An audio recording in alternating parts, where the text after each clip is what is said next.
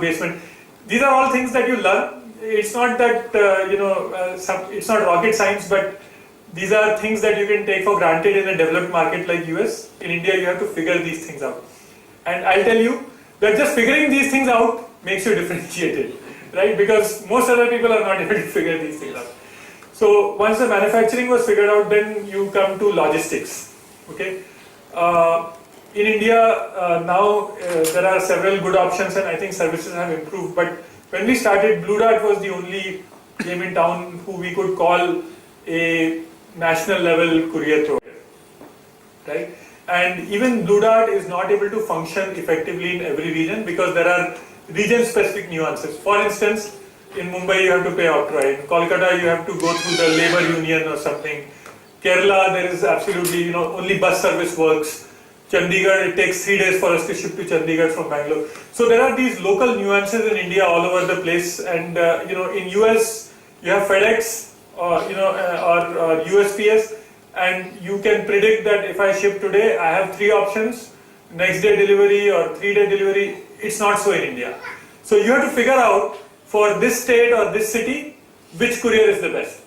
So today we are tied up with 10 courier services of different shapes and sizes. For Kerala shipments, we are tied up with these bus service providers. Right? They are our couriers. It's not a formal courier. We load the shipment on the bus, the driver goes to the bus stand and delivers it, and our guy picks it up there. So, there are these fundamental things about that. Then comes the payment, okay, which was, I think, the toughest thing that we cracked. Payments in India, as you are seeing, e-commerce, online payments is a very small percentage of the Indian market. And most photographers, right, they deal in cash for various reasons, right? They don't want to, other than the fear of making an online payment, they love to deal in cash because I think they get paid in cash by the families, for whatever reason. And we had to develop a system where we collect cash payment from anywhere in India. Okay, and within 24 hours, reconcile it within our systems. Because they would give us the order and then they would make a payment. And then we have to make sure that the payment has come to our account and then start processing the order. This was cash collected at source, so whichever town exactly. You had to deposit and then somehow... You have to deposit. So we signed up with Axis Bank, which has probably the largest number of branches. State Bank we couldn't because they didn't have online systems. So there was no question of reconciling. State Bank, though it has reach, but they don't have the systems, and we didn't know who to talk to. It is very difficult dealing with the banks. You don't know who to talk to. We went to ICICI. Finally, Axis Bank came through, and today you can pay at any Axis Bank anywhere in India, and the cash comes to us within 24 hours.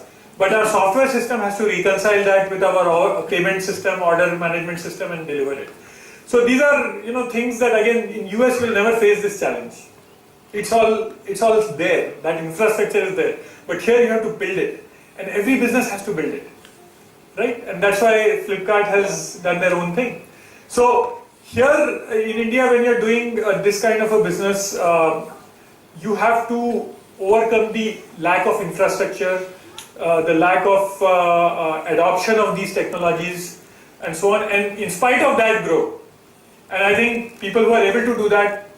I was going to say, the barrier is very tough, but if you break that barrier, then you build a nice moat around you. Yes. And as you said, the other 6 or 7 people just went away, right? Because they couldn't scale to this. Exactly. Right?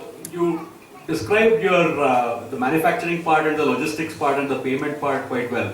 I want to get into the front end part as well, because designing is another huge component of your business. Yeah. Because ultimately you're selling a product which is quite customized and something that it's not just a standard notebook or something like that. Right. And especially when it's related to wedding and memories. So can you talk a little bit about the kind of designing service that you have built over the years? Yeah. You must have started with 1 or 2 designers. I know today you have hundreds of them. Yes. And how was that experience, and what were some of the factors that you considered in terms of building? Again, this is another example of designing is another thing. They realize that it's very core to the business and they haven't outsourced at all. They have built a huge design team in house to give all the options to their customers.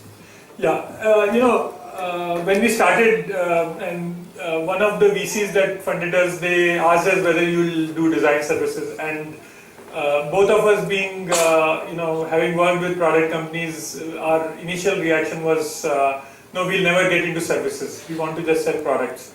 And we all know why it is easier to sell products and why, and I know for sure how difficult it is to deliver the services. Any services business is tough, right? Because you are delivering a service for which, if humans are involved, there will be mistakes and customers will shout at you. Design services is something that we are still figuring out.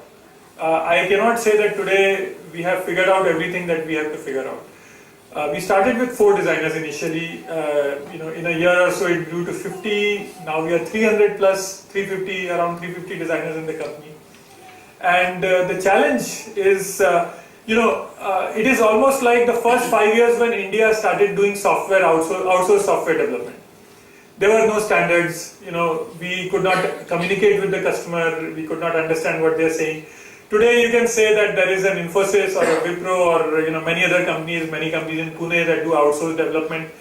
It has been honed over 20 years. Software development life cycles have been created, methodologies have been created.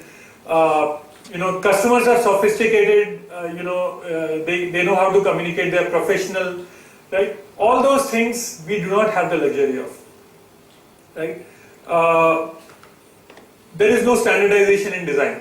A photographer from Delhi, a photographer from Kerala, a photographer from Chennai, from North Karnataka, South Karnataka, Andhra Pradesh, Madhya Pradesh, everybody has a different view of what they consider as good design. Okay, and it is true. It is. Remember, it is ultimately it's the photographer's product that the customer is buying. Exactly. So they have a big vested interest in this. They have the Convera brand, but ultimately it's the photographer who's selling. So he's very conscious of his brand or his product. Yeah, and this is what defines India, right? There is such a cultural diversity that it reflects in everything. Now, the physical manufacturing of the book is standardized. So the book specifications, the book dimensions, how we make it, that process is absolutely standard. We can do it in 24 hours. But design, which is the content part, right? This is the content. The book is really the platform, I would say, and this is the content. The content varies. And it is extremely difficult to satisfy these 20,000 photographers who work with us, each of them having their individual tastes, each of them having their nuances, and they are all artists. They are very particular about what they want to see, right? In most cases, consumers don't understand, but they are very particular about it, right? So it is very challenging to be able to deliver design consistently, which is of satisfaction for the photographer. And again, this is one area which we have been trying to crack. I think we have come a long way from the first year. Today, as I said, we have a 300 people design team and our design volumes are growing. But I can tell you the day we crack this, right, that day our business will have a non-linear growth. And because, it is such a huge challenge today for photographers. They have to go to outsourced freelance designers who are unreliable, their quality is not known. Again, we are building professionalism into that particular delivery, trying to standardize it. One interesting technology angle to this whole thing, which I was telling Amit and before, is that we have developed an online platform for photographers to collaborate with our designers and the consumer. So once we do the design, we publish it online, then people can view it online, they can put their comments, and those comments come back to our designers, and it's like an iterative design process. And from day one, it has been online, and that's working beautifully. So again, there is one place where we've used technology to differentiate and deliver a better service. I think you talked about the design part, and what I thought was a very interesting piece of your business model, and I think something that probably involved a lot of learning and upfront experience in terms of how it was working and how we changed the model, is for many online businesses, you typically see a B2B model or a B2C model. Based on my limited understanding of my interaction with Peeyush over the past few weeks, I think the best way to describe their business model is really a B2B2C. So they're selling to the photographers, and it's the photographer who's really selling to the end consumer.